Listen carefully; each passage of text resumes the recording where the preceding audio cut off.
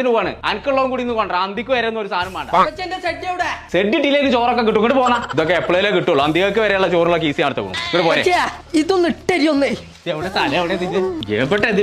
ആ നടക്കേ കീസ് എടുത്തിട്ട് ആയിക്കോട്ടെ. മറ്റേന്താ രാവിലെ എനിക്ക് ചൂടാക്കി തിന്നാണ്ടാവില്ല. ആ വാ നടക്കേ. അടച്ച തമ്പുരാനെ കൊണ്ട് പറയിപ്പിച്ചാനായിട്ട് അവിടെ വലിയ വലിയ ചിക്കന്റെ പീസൊക്കെ ഉണ്ടാവും.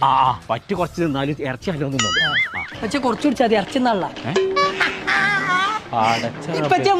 നീച്ച് പോന്നവിടുന്ന് നമ്പ സെറ്റപ്പാണല്ലോ.